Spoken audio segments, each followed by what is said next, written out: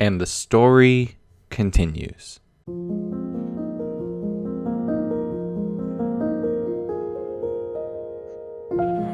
It all started so simply, spawning in on a world and saying that I would never allow myself to die, seeing how far I can push and how far I can go, what I could create in the span of a single life. And the story that I retreated into to bring myself away from the quarantine we were all experiencing has become an escape for so many to venture out into a fantastical world where one person is just facing off against challenge after challenge. Some self-imposed, some set forth by the universe. And so many of you, so many of you have joined in anticipation for a third chapter in this saga, the next 100 days. And, well, the time has come. So, setting forth in a challenge that was issued forth by LukeTheNotable, I am going to be surviving another 100 days in hardcore Minecraft and completing so many new adventures. And I just want to thank all of you for coming along for the ride. So let's get started spawning in on the world, day 201. I started this day picking up immediately where I had left off. Now, the time span between 200 days and 300 days was much shorter than 100 days and 200. So I knew exactly where I wanted to start, finishing the switch back to my hobbit hole, making my way up towards a second level, which I want to start doing a few big building projects in. Day 202, it is back to the tried and true tradition of chopping down trees, except now I have an efficiency 5 axe, so it goes way faster than it used to. I pulled up all the dark oak, stripped it, and set all of the decorations in the area to really make this part of my base instead of just a box. Day 203, it was time to light up and bury my hobbit hole, because hobbit holes go underground. You don't see them except for the doors. And it wouldn't be a 300 days video if I didn't start somewhat early on with an inventory management montage, so you all can see what I'm working on. I worked on that until early day 204, where I'd finally set up a valuables shulker, a redstone components shulker, and started placing a few of my trophies around the base. I did some basic enchanting because I need new pickaxes and better tools if I'm going to continue, and then took inventory on what I had. It's going to get me far, but it's not going to get me all the way through the things that I want to do this 100 days. Day 205, it was time to jump on horse number 3 to give you all anxiety. I'm taking him out around my base, and while I know there's nothing here that I'm going to be able to discover to create new parts of this adventure and new tools, there is somewhere I want to go. I found an ocean biome which would limit spawn rates and started creating a platform in the sky, looking for a very specific kind of situation. Very few spawn areas and a lot of space to be able to build my own monster spawner.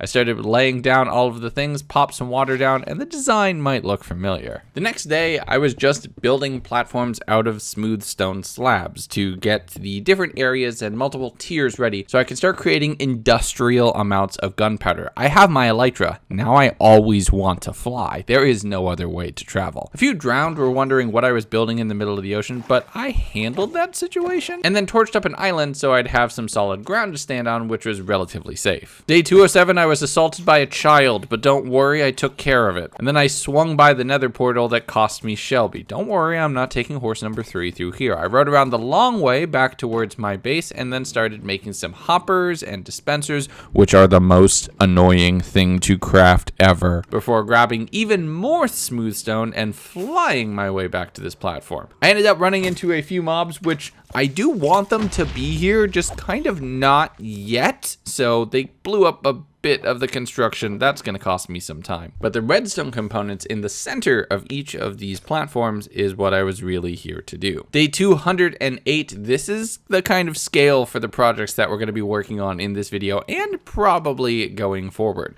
I started working on the upper tier of this farm, which is a larger platform basically designed to keep the lower platforms in darkness. This was a lot of smooth stone and some redstone to have a basic clock set up to trigger and then then untrigger all of the dispensers in the center of all of these platforms. You'll see why in just a second. And that led me into day 209 after having to run back to my base for some more smooth stone, running all the way back to the farm to continue on construction, which was into day 210, where I finally finished the upper platform and started setting up the redstone timings to be able to maximize the output of this farm. The 2 ticks on the center repeater are observed, which then causes all of the central dispensers to put out water, which is exactly the correct size of the platforms, which will make mobs fall off onto the campfires, which I can then use to cook them and get their drops. I might be treating my villagers like normal people, but the monsters here, I want them goodies. Day 211, it was time for the lowest platform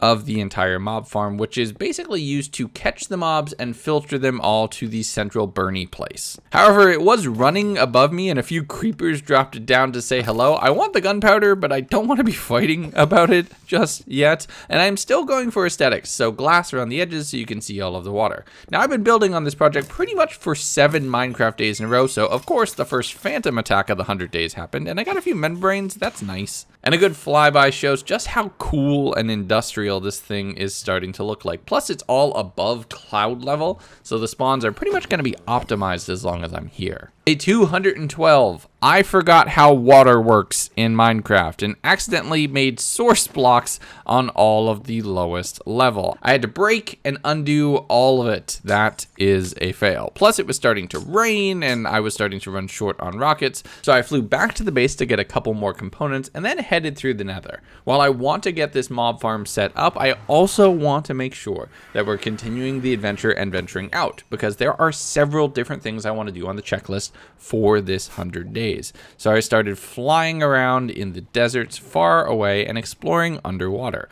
I found my way into a random desert village that was being besieged by zombies and did my best to save them before calling it a night here. Day 213, I destroyed an entire mountain for sand. With an efficiency 5 shovel, this basically is insta-digging, and I can get as much as I want. A shulker box of sand should make sure that I'm not going to need to worry about glass anytime soon, and I'm probably going to be back here to decimate this desert at some point in time because it's just far enough away where I really don't care. But I wasn't just gonna head back. With shulkers, my inventory size is quintupled. So I sailed around for a bit and found Pandora. This is just such a cool, amazing mountain. Imagine if we had spawned here and how much different this story would have been. And you knew I had to also see that from the air because it just looks amazing. I still had one of the buried treasure maps though from one of the first sunken ships that I had found and had just never recovered. So I quickly stopped by the island there and picked this one up. Decent loot. The morning of day 214, I was flying back to base when I found yet another sunken ship. This one almost not entirely sunken, and a floating nether portal. Who knew netherrack was so buoyant? For not finding villages in the first 60 some odd days, now I stumble across them like they're everywhere. It was almost like I was trying to avoid them in the first video. This one was on fire, and I did my best firefighting impression to try to save them. Headed back by air, and then sea, and then land, getting a few extra bits of gunpowder to just fly my way into the valley for day 214 to end. Day 215, I desperately need to expand the storage in my base. Why I didn't place this down as double chests from the beginning will forever be lost on me. But since they were horizontal, I need to break everyone, which is just a bunch of items go brrr everywhere every time I need to upgrade one of these chests. I was at that for a good chunk of the day. Just more inventory management to make sure I can store everything safely in my base.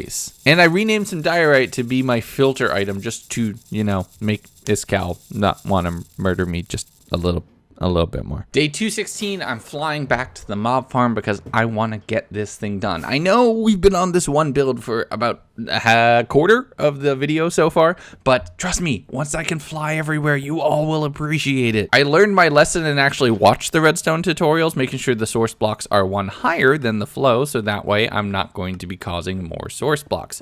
Some signs, because I built it one platform too small and then set myself on fire for just a little bit to set up the central platform. A wandering trader stopped by in the middle of the night and offered me stuff that I totally don't need, but it's cool that he's hanging out here. That's cool. cool. And on the morning of day 217, I set up a dispenser that almost goes as fast as all of the comments asking when this video was going to be released, and a glass tube and some hoppers to capture all of the materials that are going to be going through. And looking up and seeing mobs burning on top of those campfires brought me so much joy because they gave me resources. I spent about half the day here when then things just stopped coming down the tube, and then oh my god, there were so many spiders. Burn them, burn them, burn it all down. Day 218, it was back to the village to get the economy going a little bit again. I walked into my base to be attacked by a zombie and set on fire, which was not cool, and then dropped off a bunch of the things that I collected from the mob farm. My gear is not looking great, so I'm gonna have to be doing some repairs pretty soon. And you know what I really want to do that with? Mending books. But Manny is expensive, so I went through with all of my farmers to try to collect emeralds to the point where I was just spamming potatoes in a 1x1 spot. You know what? This guy was really happy to buy them. Day 219, I found out that my sugarcane farm is also potentially an iron farm if I set it up the right way. And when going down to save them, I found a few villagers had fallen in here as well, and one turned into a zombie. And then a different one tried to explode to kill me, which was not very cool. I sent the iron golems back up to the surface, and I'll have to figure out what went wrong there, and then went around through all of my librarians to try to find Manny.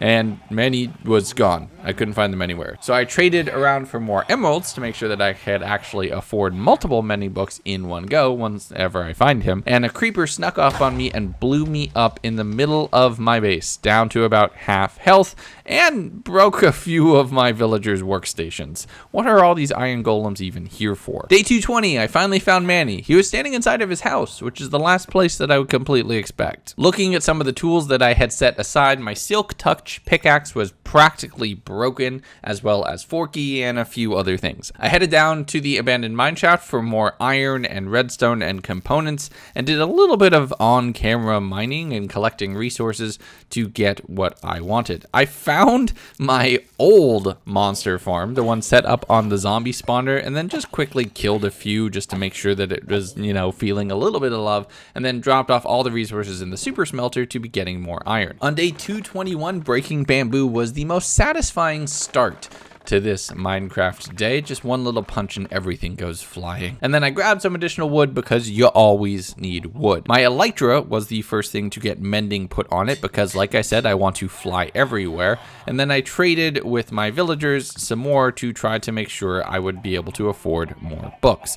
I mated all the chickens and cows and traded with villagers and repaired my iron golems with iron ingots, all in the name of additional experience to make sure my wings were good to go. Day 222 was more chicken breeding, more trading, and then flying back over to the portal. I broke down the initial supports. This thing can fly, physics be damned, and used that to make the upper area just a little bit larger to increase the darkness level. Then it was another overnight session here, watching all of the resources pile in. It's not the best, but it's mine. On day 223, I did a quick pass of the mob farm in action, which just looks amazing, and then headed off to the portal that took Shelby. I spawned in a new place, not up in my nether roof, which means she would have survived. I then spent some time enhancing and building out the gold farm just a little bit more before putting that to use to really get my materials repaired and start getting more gold. I found one of my villagers trapped up in the bamboo, but rescued him, no torture for you. And the next morning did a bunch of trading with my cleric, sending gold and zombie flesh to him for more emeralds and more experience. I burned all of the swords that I could for this, and then just spent some more time hanging out with my villagers. Manny was my next one to get a visit. I grabbed another mending book or two. Right now, my resource trade basically seems to be farmers and clerics for emeralds, and those emeralds go to Manny. He's going to be the richest villager in the entire town pretty soon. On day 225, Centurion was the next item to get mending. Silky was next, but I couldn't afford it on experience levels, so I just popped the book aside and made myself a new set of diamond boots. My previous ones had just recently broken. I moved the dragon egg from the lower area to this little end celebration trophy spot, and then did a little bit of potion brewing to make sure that I wasn't going to die in the nether, because I'm going to be heading over there very soon. On day 226, I cleared out the spider blockages in my mob mob farm and then put down a few fence gates to get rid of the small blades of water that was allowing some mobs to escape. I was attacked by skeletons and zombies and everything else falling down to kill me, but I was really here for gunpowder, combining that with the sand that I had from the previous little trip, and I'm going to be able to make it. Oh no, that's bad. The mobs dropped down out of the sky from their death chamber, immediately trying to kill me, their captor. I ran over and grabbed a few logs to build a couple additional campfires, but on my way up was once again attacked. This zombie got me down to half a heart, at which point I yeeted myself down into the ocean to recover my health. Coming back up, I immediately tried to patch the holes to try to repair the situation, but after not only one, but two creepers blew up in front of my face on the platform, it was time to go before I would end up dying here. On day 227, I was heading to the nether because I have a few of my tools like Centurion upgraded to netherite, but I really want them all to be looking amazing. Downing some fire resistance potions, I dug a one wide tunnel in the nether and then set it all on fire so it would explode with TNT. Found a few ancient debris, but not a ton, just enough to do one upgrade. And then with the experience on hand, I set my diamond boots to be able to have mending. No more shoes for me. I'm good forever. But both Silky and Nornfang were far too expensive. Levels are getting up into the 30s, which means these two items are almost at end of life. I gotta get mending on them ASAP. On day 228, I crafted up some diamond blocks just to flex for a little bit and then popped the looter in for its repair and realized it was too expensive. I wouldn't be able to take this pickaxe with me any further. I named my shulker box for the valuables, so that way I know which it is, and I'm going to be doing a lot more organization pretty soon. For the things that had mending, I popped over to the gold farm to grab a few more resources, as well as get everything repaired. I love being able to do both at once. I disenchanted and burned all the swords as is tradition. Pigmen, I'm your #1 enemy. Day 229, I stopped by the unintentional iron farm and realized that there was just a one wide gap that they could jump through. Then it was time to take myself to church to get more emeralds. This is pretty much how I'm going to be doing this, as well as this guy who was stuck out of the back for some reason, but was still willing to trade. I grabbed all of the bamboo because I'm powering my super smelter by this now, just because it's so satisfying, and got Forky to be mending as well. Time for some trident hunting. But I've got that dragon greed in me now. I need more emeralds. I need more gold. So the morning of day 230, after crafting some more gold bars, I started enchanting a new diamond helmet. And with all of the books that I had, this thing was getting pretty high tier pretty quickly. I made sure that I could breathe underwater and accidentally brought 3 Respiration 3 books, which is about 2 more than I'll ever need ever, RIP those emeralds. But I can always stop by the church to get more. Manny got a few of them to make this a Respiration 3 Mending Prot 4 Unbreaking 3 helmet, and then I upgraded it to netherite, so that way I can look like Magneto. I'm an awesome villain, just ask my D&D group. But with over a stack of rockets and the urge to get flying, I just picked a random direction and sailed off into the sunset. I stumbled across, you guessed it, another village where there was not a lot here, but just a few. It's nice to know that there's other towns out there, and slept here to get into day 231, where I found myself sailing across an ocean. I found another desert village. This one had a librarian, and he was actually offering Silk Touch, which is a great enchantment. I don't have one of these back at home. So I broke down almost all of my coal and traded it with their weaponsmith, and then stole all of their hay and traded it back to their farmers to get a few Silk Touch books. That's going to be great. I flew over another village that had nothing extensive to offer, and then flew off over the desert, finding another desert temple. There's a bunch of diamonds here, but what I was really after were the chiseled stones in the bottom. Ditto for temple number 2 that I discovered that day. And then I continued my habit of couch surfing, found a random desert village, and slept in someone else's house. Day 232, I am still on the lookout. While I found many villages, what I really want is some pillagers, specifically a pillager tower. And while I did not find that, I found this amazing double desert village. This is the largest one I've seen outside of my valley, and you knew I was going to make a base here. Flying over it, it's just about bigger than my town, which for this to generate naturally was pretty cool. I created another portal to hook that into the nether for faster travel and explored around. Their old abandoned nether portal, potentially where those villagers all came from, was found half sunken in the ground with a gold block there that I just couldn't get yet. But you know me, I don't travel in the nether, I travel in the void. So I towered up, found a spot where the barrier between planes was at its thinnest, and ender pearled through, making my way into the zone. Which, by the way, if you haven't seen Soul, go watch it, it's amazing, I cried. Noting the coordinates for later, I quickly returned home. Day 233, I crafted up a few more firework rockets to replenish the ones I had spent, and then banked the TNT and other valuable items. I also did some work organizing my inventory, putting a bunch of things that I would need in remote locations into shulker boxes. I can actually use that to carry things around in proper hermitcraft style. I sailed back through the void to the exact coordinates that I had noted earlier and portaled my way back, and it didn't quite link up. I'm assuming I had done something wrong. It was the middle of the night though, so I had to fight off quite a few mobs, including creepers, so I just broke into somebody else's house and Goldilocks my way into their bed. Day 234, cleaning up the last bit of the stragglers, I realized both of these portals linked to the one portal underground. This was gonna get annoying, so I broke one and then tried to ender pearl my way through the roof again.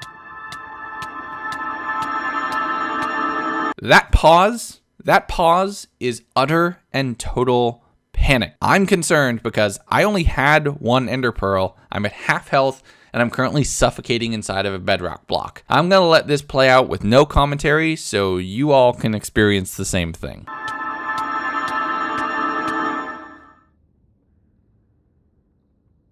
The mercy of Minecraft to shunt me out of that block with just a few bits of health remaining. I needed to take about 5 to 10 minutes and take a very deep breath. I returned to the village and took out that exhaustion and concern by demolishing houses. Honestly, I don't know why I did that, but I just did. I chopped down a few trees to start building a house for myself, but it wasn't finished, so hey neighbor, can I hang out with you for a bit? Day 235, still too nervous to walk through that portal. I found a zombie pigman on my side. Hey, what's up? I created a little dirt patch and then started spamming trees for wood to be able to have resources. I should really make that a little bit easier to do. I'm going with a terracotta and oak palette for this build, and I'm going to be doing a lot of building in this village with these kinds of blocks, basically switching them out from sandstone to something a little bit more colorful. But it wasn't done, so hey neighbor, can I hang out with you for a bit? Day 236, my house is starting to look pretty good, and I'm collecting all of the resources, including leaves with my new Silk Touch hoe to be able to get a few things. I flew around the desert a little bit and found out I'm actually pretty close to Pandora, and I'm realizing how often I accidentally fly by or just miss some of these amazing points of interest in this world. How much more we could have done or what would have been different with about 50 blocks in one direction or another just baffles me. But in sailing around the desert city, there were no pillager towers in sight, unfortunately. I flew my way back to the village, fought off a few mobs just to get gunpowder and resources, and then hey neighbor, how are you doing? Something tells me he's not appreciating me sleeping in his house, so it's time for me to leave again. Having grabbed one ender pearl from one of the endermen in the desert, I'm like, I can try again. There's no way that that'll happen twice, right? Wrong. If I'm going to be going through, I really need to make sure I have multiple. Thankfully, I have a bunch of gold, and there are a bunch of piglins here, and piglins give ender pearl trades, which, there you go, I'm set. Thankfully, with my head suffocating inside a block, all I had to do was pop another one, and I had spawned up on the roof. I re-linked the portal to the roof, broke the one on the end, and set a portal up some 100 blocks away in the nether. Flying through Pandora, I made my way back to the village just in time for a creeper to say, no, you're not leaving yet, before I killed him with Forky. Day 238, I condensed a lot of my resources into my house inside of the desert city, which should really get a name. Maybe I'll name it in 400 days. Leave your ideas down in the comments. I really, really want to find a pillager tower. I'm already over a third through this 100 days, and I've yet to be able to trigger a single raid, and I want some totems of undying for some of the higher tier things that I'm going to fight that could literally one-shot me. I sailed out for another 1,000 blocks or so from the desert city before stopping somewhere and giving up. I just turned to my compass, pointed it towards home, and started sailing. Some random torches caught my eye, and I found myself back at the first sunken ship we had found back in the last chapter of this story. From there, I made my way to the mesa and realized I needed some more terracotta and some more gunpowder, so I did a bunch of trident farming to just kill creepers with resources and mine out as much terracotta as I could. As the sun rose on day 239, I had successfully decimated a few stacks of terracotta, which was good, but not great. I'm always going to need more. But I crafted up a few more rockets with the gunpowder that I had earned overnight and continued my flight back towards home. I'm flying pretty much exactly as the compass needle points, turning every now and again whenever I see land to try to find out, oh my god, it's a pillager tower, I finally found one, yes! I immediately dropped to the ground and started murdering pillagers. Their crossbows could do nothing against my flame-enchanted sword and bow. I finally found one with a banner on his back, and you know, killing 100 of them, that didn't really seem to do much, but killing that one dude, that triggered bad omen, which meant the next village I visited was getting raided. I jumped in rockets and started heading home before realizing, wait, I can't go home. My home is a village now. I found a sunken ship suspended dozens of blocks above the waterline in ice, hollowed out an area, and started collecting my resources and my thoughts. Day 240, I had a plan. I had bad omen. I knew roughly where my raid village was, the one that I had already done and invested some time into building a wall around to be able to protect it. I'm going to combine the two, and we're going to beat a raid. I sailed over the trees, putting on some D&D battle music that I can't play for you because copyright, but I have something appropriately epic running in the background. Aiming my compass just barely off to my left, I knew that I would find my way to my raid village, and in finding it and seeing it, I sailed in and the raid bar started to grow. I blockaded a few of my villagers inside of their homes to try to save them, and then built some iron golems to protect the town on the interior area. The wall and them would hopefully do their part. But I was under-equipped. I wasn't ready to trigger a raid right away, so I'm gonna have to run back to my base quickly. I went into the nether and then rocketed my way through the nether highway, collected all of what I could for resources for more arrows, primarily because that's the combat I want to fight. I picked off a few of the villagers on the outside of the wall and then built an interior wall, because at one point they're going to spawn inside of this wall probably. The first few waves were simple, but when the Ravengers started to appear is where things got dangerous. Thankfully, being able to set them on fire with bow fire from on top of the houses, that sets me up well. That was until wave 4 when they spawned inside. Wave 5 is where things got even more dangerous. Evokers, powerful magic users that can summon Vex that can phase through blocks and attack me from angles that there is no way to protect against, as well as attack directly with magic if I happen to be on the ground. At one point, I was a single hit away from death, so I downed a golden apple and held my shield trying to protect myself from these demonous little vultures. I killed the evoker, but this zombie stole the very first totem of undying which existed in my world, which they burned immediately when I killed them. That feels like I was cheated. But thankfully, there would be more. More evokers and pillagers spawned on the next level, and this one, I picked up his totem. But standing on the rooftops and firing arrows down is my go-to strategy. As long as I have the high ground, only a few of these enemies can actually damage me. That is until there's a Vex with a fire aspect sword and I'm on fire and burning and almost dead. That scared me. I grabbed a second totem from another one of the evokers and then continued pelting these attackers from over the wall. I found a Vindicator holding their banner axed, raised, ready to kill me. I slayed them, and the raid was complete.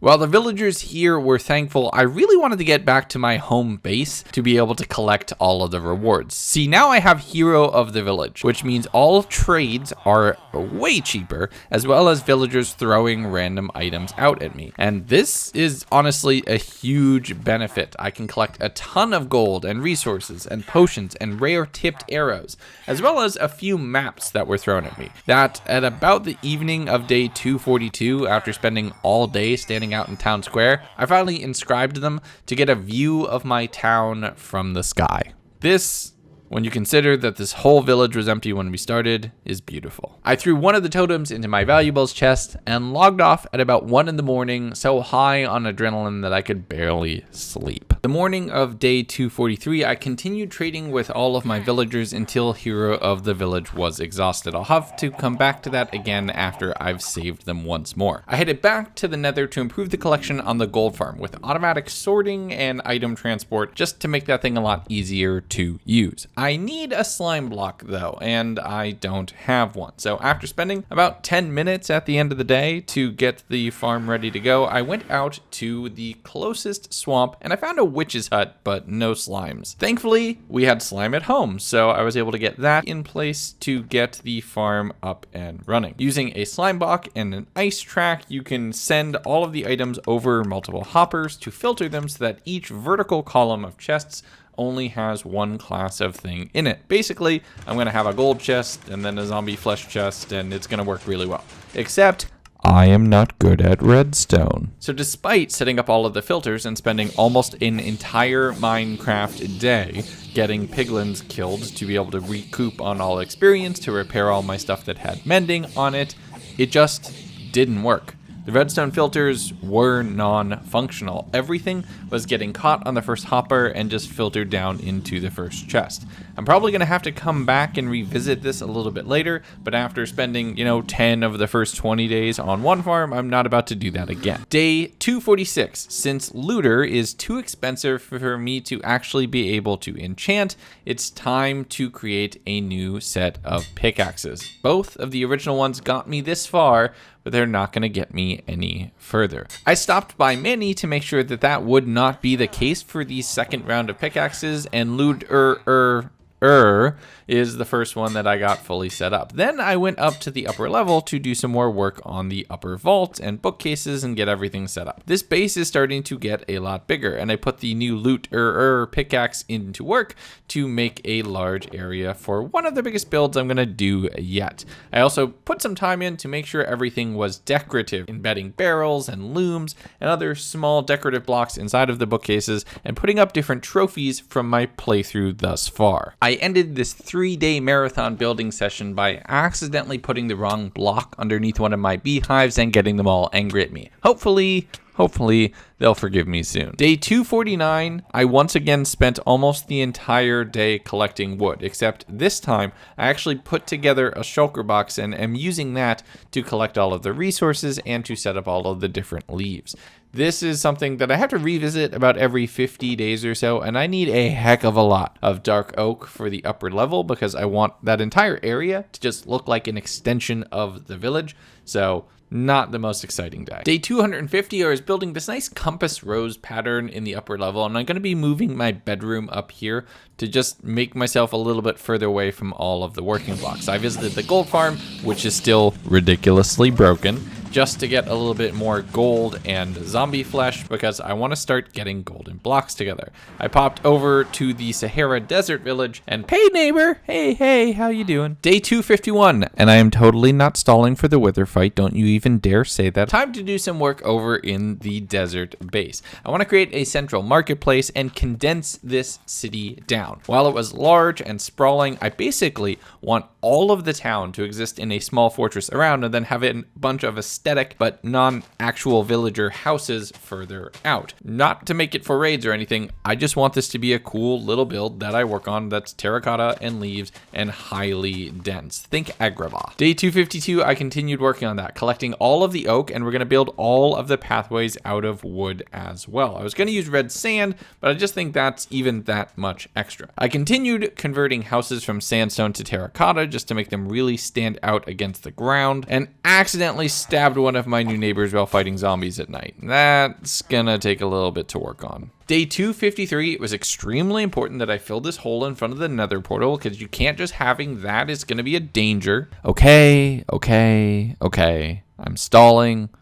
Let's go fight the wither. But before that, I'm very quickly gonna go ahead and link the Pillager Tower into my nether portal network. This way, when I die as part of the wither fight, you all can make your way to the Pillager Tower still and continue on with all of the resources set there for you. I explored the ravine here because even though I said I'm not stalling, I'm still gonna totally stall for just a little bit longer and grabbed a few more diamonds to really improve my wealth. But after a few creeper explosions, it was time to head out and head home. Day 254, I fixed that one part of the base that has been broken since about day 80 because I had nothing to do with it, and made what will become a new enchanting area as long as I survive. I traded with all of my priests in gold and zombie flesh, converting all of that into hard-earned emeralds, and using that with a few of the other villagers in town to grab a few books, and doing some enchanting on some blank books in my base to upgrade my boots to maximum defense levels. One final base addition before the training montage can begin, however,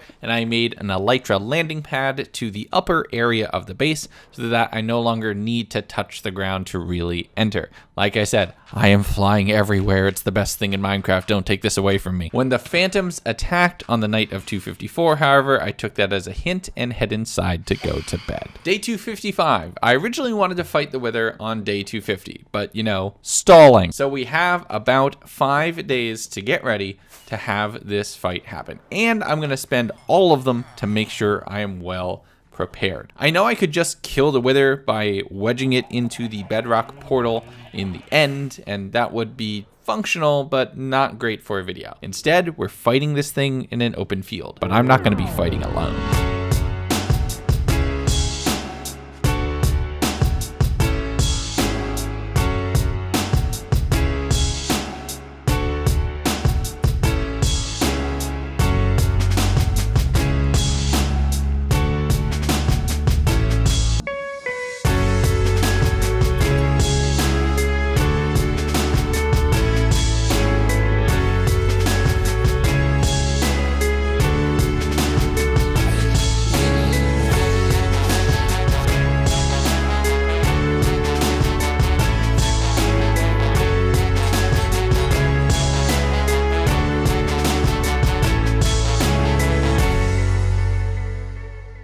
All right, it's time to risk everything. I teleported over towards the Pillager Tower, sailing my way across to an open flower field that I had found some time before, because I kind of want to get some wither roses while I'm at it, and this land is so far away, it's not at risk of breaking anything. While sailing over the open waters, I stumbled across an ocean monument and took notes of these coordinates for later. If I survive this fight, we're gonna come back here and do this one as well, this video. Landing late at night, I prepared my allies, constructing them in the middle of this field and allowing them to run rampant. I grabbed my potions, and the morning of day 261, the Wither was unleashed on the world. Now, the mechanics of the Wither boss fight is whenever it damages something else, that health is recouped back into the creature itself, and it's hostile to all other mobs, everything, which means the snowmen that I had summoned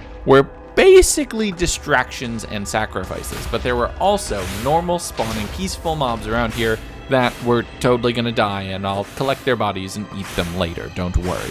The first phase of this fight is best handled by bowing them from a distance, but every time I was hit with one of those explosive Wither attacks, I flew away to be able to gain escape and recoup some of my health. The Wither effect will kill you if you are not careful, and this is, you know, what it's named after. Flying through the sky, I did a strafing run and sword attacked it from behind, angering it and dropping it into its second phase. This is where it drops down to the ground and prefers to stay in melee range, despite it still using its explosive attacks against you.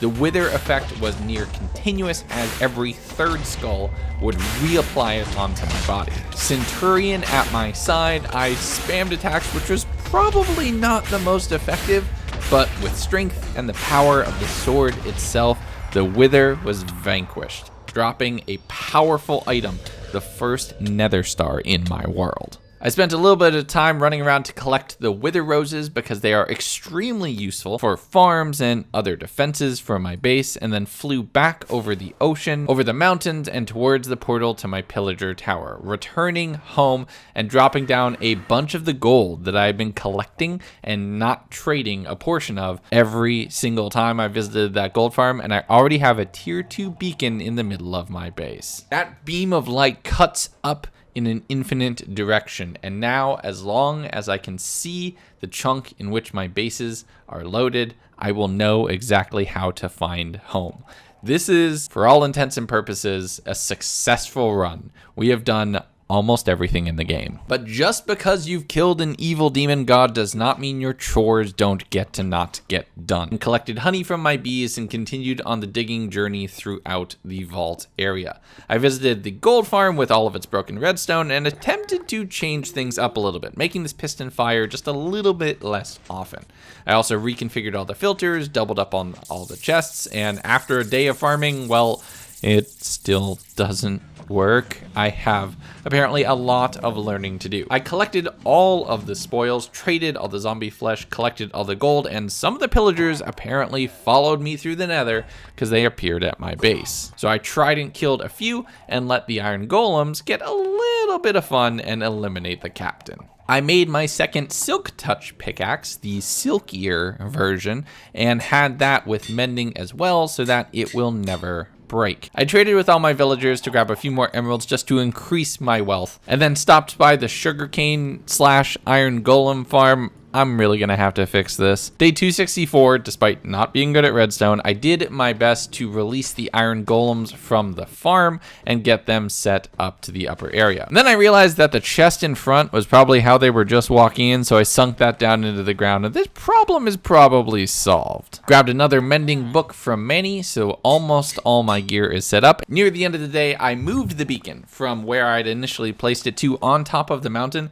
so that the haste effect that I have it emitting actually reaches me where I'm working, and 264 had to call it a night pretty much there. Day 265, I popped on Critical Role and just kept digging a hole. I realized this could be made in World Edit in about 30 seconds on my Minecraft server, but this is my hardcore world and you gotta do it the old-fashioned way. It wasn't completely boring though. At one point I forgot to light it up, so a bunch of creepers spawned and tried to attack me, but other than that, it was a relatively quiet day. Day 266, I made another ender chest because I had accidentally broken one. So I spent some time naming all of my shulker boxes and then just watched as somebody walked his way through my base holding stuff. I spent the end of the day moving my enchanting area from being right next to the storage space to this spot a little bit further down that I had made just before the wither fight, because I now want to store my shulker boxes right next to all of the other chests, putting kind of all the storage in one place. Hopefully that makes sense. Day 267, the freeloader in my house was still here, so I, handled it, and then flew back to the mob farm, dropping down that ender chest just to have a spare to start collecting more gunpowder for TNT. I had about a half a stack of TNT after the farm running for about 15 minutes, which is most of the Minecraft day, but before going to bed this day, I ran home and traded in all the zombie flesh and the string with my Fletchers, so this thing is going to be even more profitable. Day 268, I returned to the mesa biome to collect a lot more terracotta. I have a few more spare shulkers from some shells I found while organizing my chests, so I used them to get almost a full shulker of chests. That is the scale which we are operating on for most of our builds. I explored the above ground abandoned mine shafts and did some aerial and trident hunting to just get more used to using Forky. But don't worry, I just old-fashioned stabbed some things in the face too. Day 269, why are you laughing? I found a sunken ship and started the day with some light treasure hunting. With fortune on a shovel, you basically make infinite flint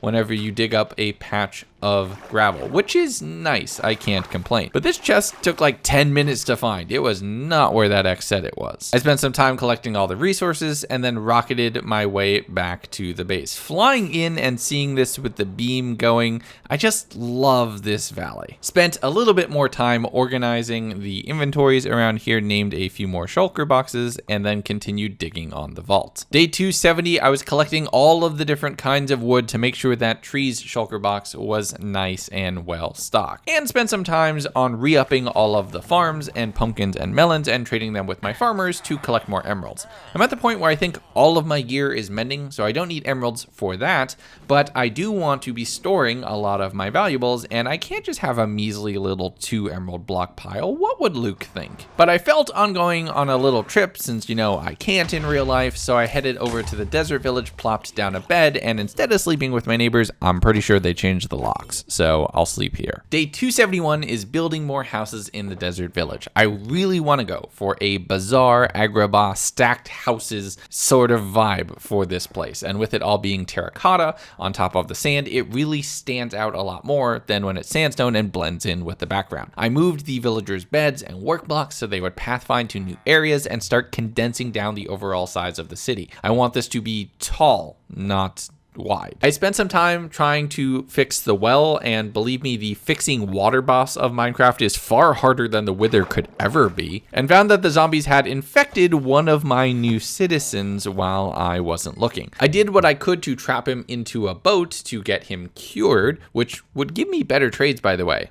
Maybe I should do that some more. But a creeper popped in the boat, which made this a little bit of a hostage situation. And he loved to bite on my shoulders when I was driving the boat around, so instead of risking a sneak attack from a second mob while this was going, I went to sleep. In the morning, my new zombie villager friend was on fire because I'm an idiot and forgot how Minecraft works. I did what I could to try to steer them underneath some blocks, thinking that that would cast shade, but it wasn't enough, and they disappeared.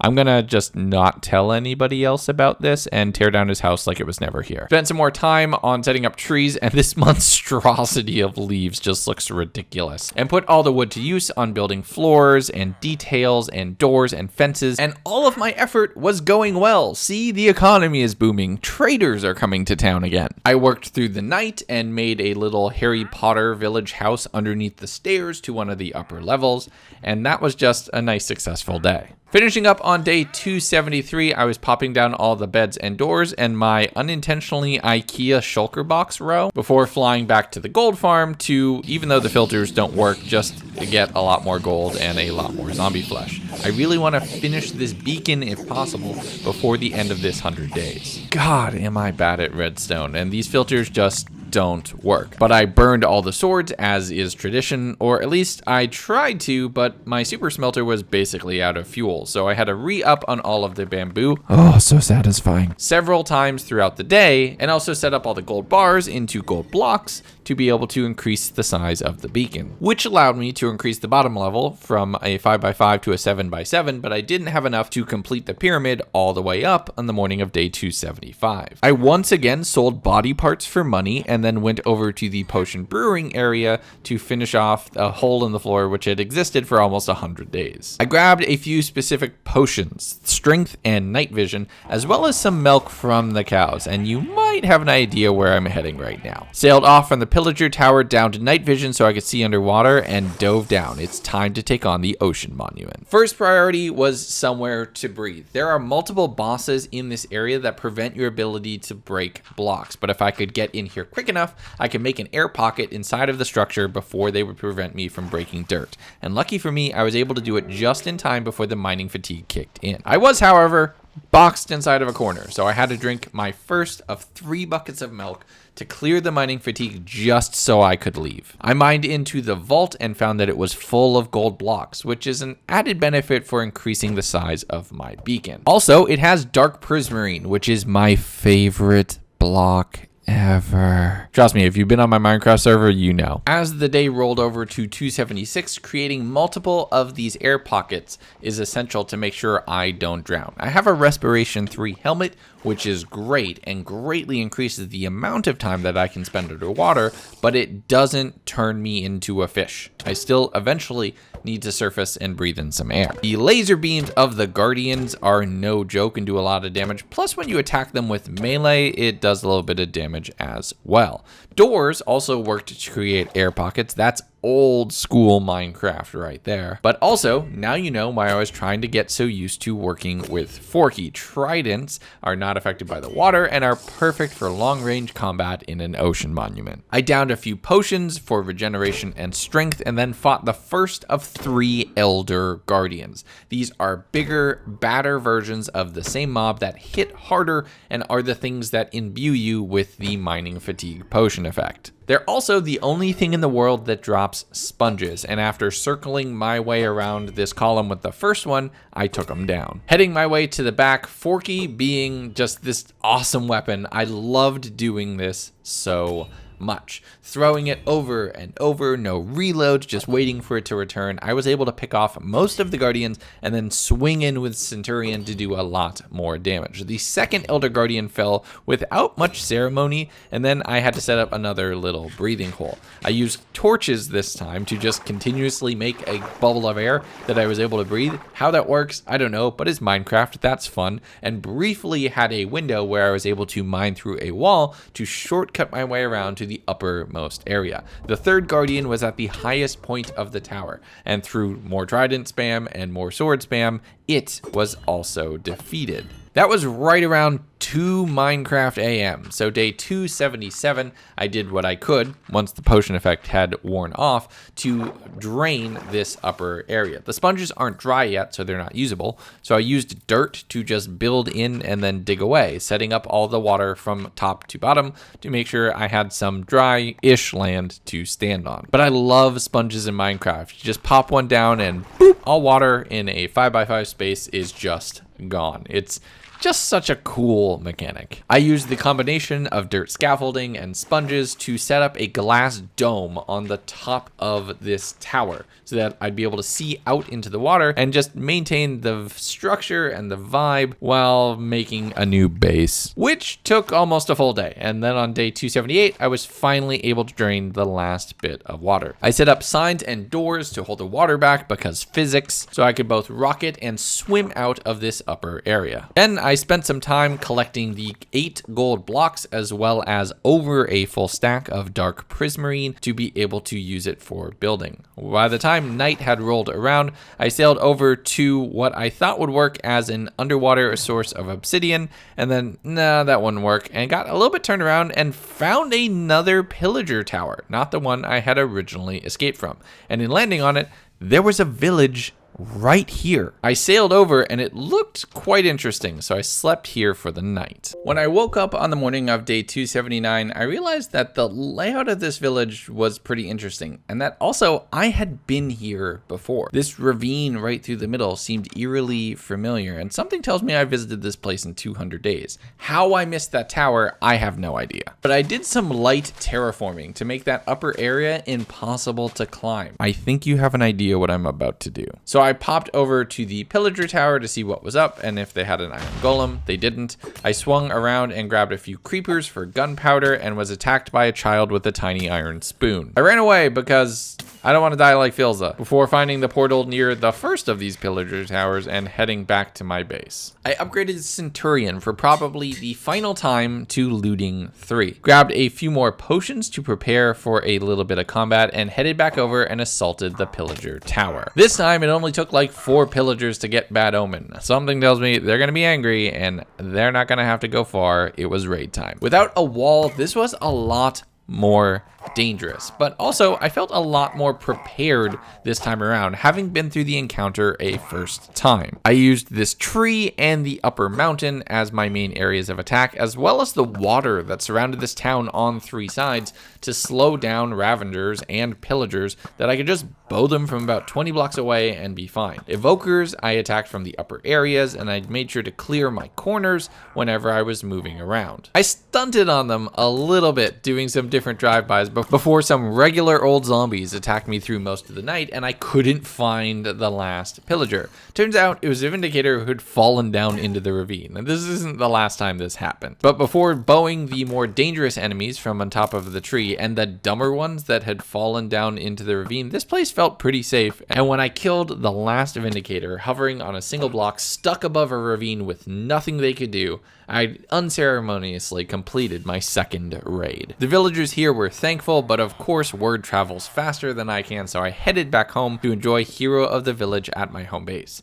I dropped down a ton of beds to increase the number of villagers that will be spawning and use the iron to repair my iron golems, who do hard work to protect the villagers who will trade almost anything for money. I grabbed over a full stack of emeralds that night before getting attacked by a creeper while collecting all of my bamboo, and then made a new chest in the base for all of the Ocean Monument goodies. Day 282, I walked out my front door and was once again attacked by a bunch of randoms with crossbows. I feel like I'm playing Rust. But I gotta say, watching the iron golems throw them up into the air will never get old. But as long as I have Hero of the Village, basically standing in the middle of the town and trading with villagers is the smartest thing to be doing right now, so I spent almost the entire day working on that. Day 283, I want to actually start working on this place because we're getting dangerously close to the end and it's not looking good yet. Dropping in terracotta and dark oak and building out all of the bookcases so that we can store all of our trophies and successes up here. Using the tried and true nature of look up, place block, I worked on all of the ceiling and started integrating the dark prismarine as well as some smooth stone because this big room is going to be a vault. I started working on the overall structure of this, breaking out all of the regular stone floor for smooth stone and prismarine with some sea lanterns to just make sure, you know, it's not also a mob farm. Into the morning of day 284, where I've set up 4 primary platforms for resources that I want to display here. I used stone bricks to get the whole thing looking a little bit more secure, and then was once again attacked by a bunch of random pillagers out front of my door. I think they found out where I live and they're trying to send a message of me attacking multiple of their towers, but you know what? I'll take it to them. Heading off to the Ocean Monument to collect more dark prismarine. I was gonna make another portal inside of the monument itself, but it just wasn't tall enough, so I set up the island close by with a lot of torches and made another portal for this. I didn't light it though. I made the coordinates and then headed back over to the second of the 2 raid villages to sleep there through the night. No one lives in that house though, so it's okay. The next morning I was flying over and committed the cardinal sin of speed running, making a bunch of obsidian so I could place another portal in the nether. Then dividing by 8, I made another portal on the roof of the nether and portaled through to end up at my Ocean Monument. Everything linked just nicely. Using sponges, I cleared out all of the water in the area and then collected a lot of the dark prismarine that I could find. You can craft this as well, but for right now, I don't have an effective way of farming guardians, just killing them as I see them, which I spent the whole day doing, and then I headed back home to put these resources to work. I started day 286 collecting all of the pumpkins that I have set up for trades, as well as the bamboo to power my super smelter. Dropped off all of the gold blocks to make my beacon just a little bit bigger and almost ready for the next layer, and then started using the dark prismarine to make my vault look awesome. I'm making all these little alcoves in the corner and details that look like locks to combine the whole thing up, set scaffolding on the ceiling to give it a more industrial look, and just started working on the small details. This isn't a huge build in area, but the detail level is much higher than anything I've done yet. Using stone cutters and bashing out all the walls repeatedly, I also started digging up on the ceiling to make sure that the scaffolding wasn't the top and there was actually space above it. I ran downstairs to grab all of my resources, then popped down a somewhat pitiful amount of diamond blocks and a whole lot of lapis. Like, I need to make the roof even higher amount of lapis. Plus all of the gilded blackstone. I just love the way that block looks, even if it's not ridiculously rare. And standing at the entrance to this vault,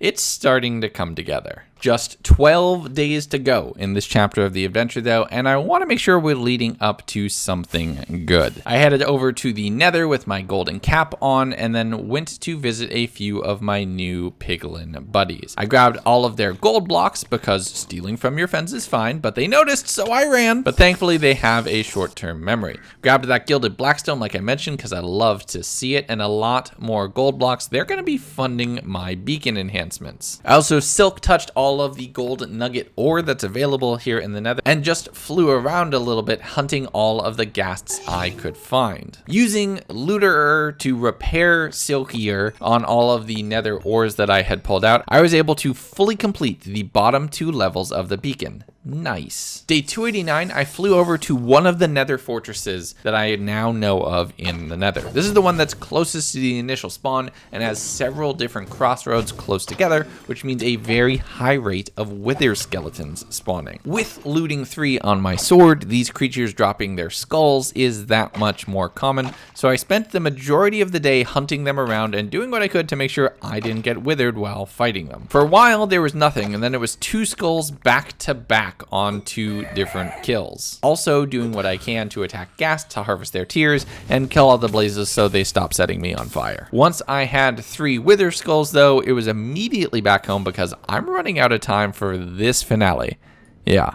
This is gonna be good. But I had mined out a ton of gold ore while I was also there, which I built up in a vertical column to the sky, and then realized that I should probably move this beacon. However, I used all the gold ore though to build a column pillared up to stand and look out on my valley. I don't have anything this high up where I have this kind of vantage point, and I would normally have to fly to do this, so it felt good to just stand here for a second and take it in. I'll tell you what felt equally as good, mining all of those gold ore blocks to get down into a lower vault area, which I'm starting to hollow out to contain the beacon inside the vault itself. Day 291, I was decorating that space because I'm a sucker for aesthetics even if we're tight on time. The beacon is now hovering in the air because I wanted to make sure it fits in its 9x9 form when it's fully completed, and I used quartz to make all the walls look nice to just complete the effect. Day 292. Someone just randomly spawned in my house again. How rude. And I set up the beacon beam as my favorite color, if you might not have noticed. I also want to store some different things in this vault, so I started making little alcoves in the walls, and then went back for some casual chicken murder to grab a few more feathers and food, and then fought some different Endermen to be able to collect their pearls. With looting 3,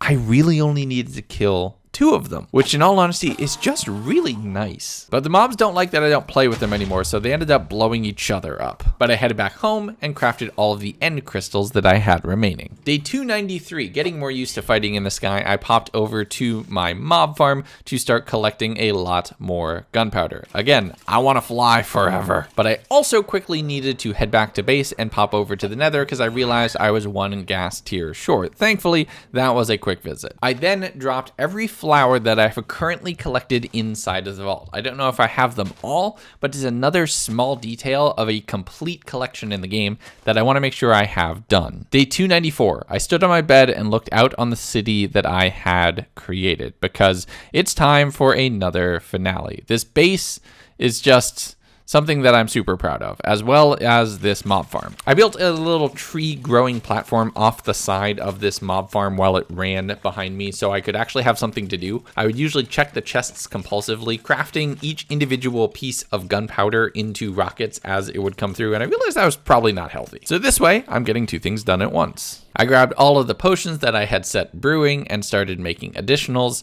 to make sure that I was fully equipped for the battle to come. Day 295, I fed grunts and gave him a little pet. Popped over to the gold farm to repair all of my materials and then started crafting the finale of this video. It's gonna be a good one.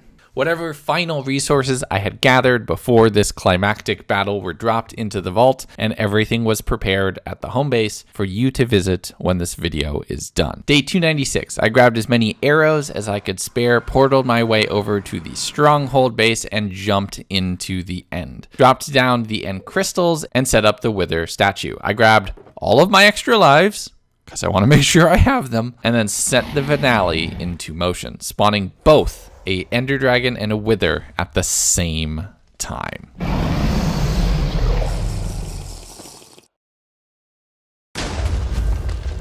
It's amazing how well I almost timed that. I immediately took to the sky, primarily focusing my fire on the wither because it felt like the far more dangerous target, as that was actually aggressive towards me. The ender dragon really just wants to be left alone. But as I was sailing around killing the end crystals, I immediately broke my first totem and earned the post-mortal achievement. That's not a great start, but I did feel like John Wick as I took out 4 end crystals in a single rocket. That was amazingly satisfying. Watching how much damage each of my bow hits do on the wither remind me of just how strong I have become over the last 3 centuries here in Minecraft. But my foes were equally as dangerous. The wither effect constantly constantly knocked off my aim that I was unable to properly target them, as well as their sapping of health from other targets around this world. First time I got the Wither down to its aggressive state, it just flew away and targeted a bunch of Endermen while I was fighting the Ender Dragon in the center of the island.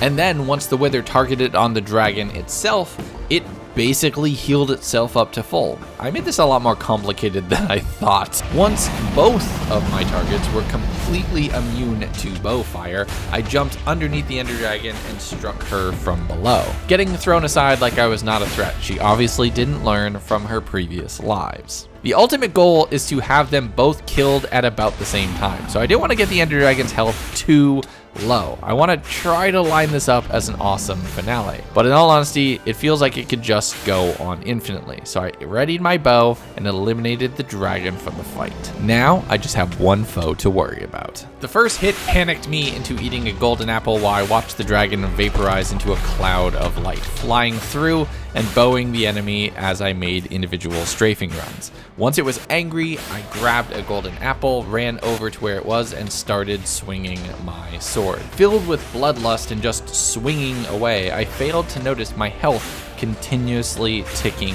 downwards, the wither effect slowly sapping me of my energy. And in the last moment, the totem in my other hand shattered, saving me from an untimely death.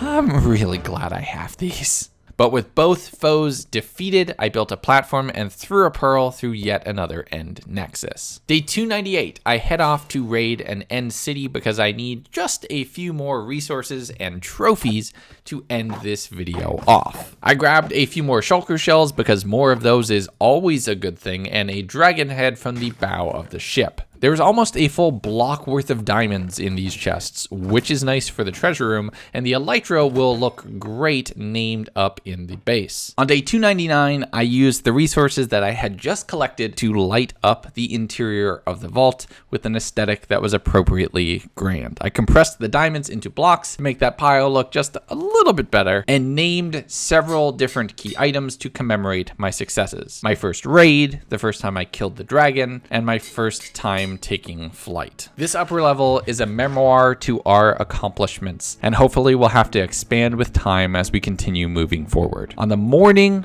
of day 300, I took Grunts out from his perch and walked him around town. Said hello to most of my villagers and stopped by the church for just one more visit. Jumped on horse number 3 and rode around the city in a celebratory lap. As night began to set and the day was nearly over, I took to the sky.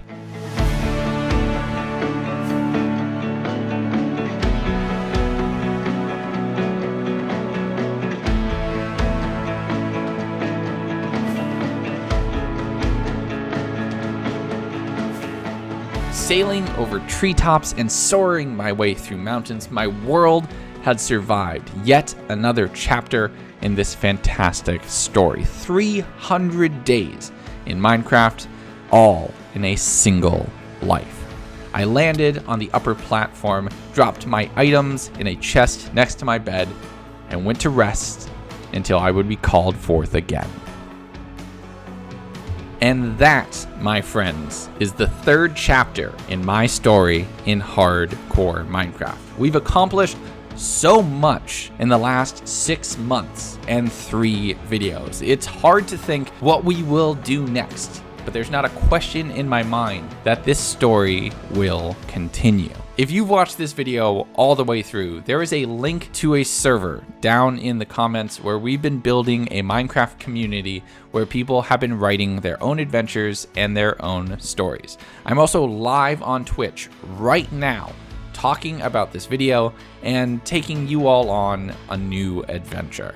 The last 6 months or so have been the most amazing time ever in my time making videos. I cannot thank you all enough for the love, support, and outreach for just how much we have accomplished. If you're new, welcome. If you've been here since this story began or even sooner, I'm glad to see you back. I hope these videos have made your life just a little bit better and your years more survivable. I will be back for another chapter in this adventure very soon. with more videos on the way for different challenges and different things we're going to be taking on. Keep an eye out because this year is going to be a big one. But until next time, everyone, be good to each other, and I'll see you soon.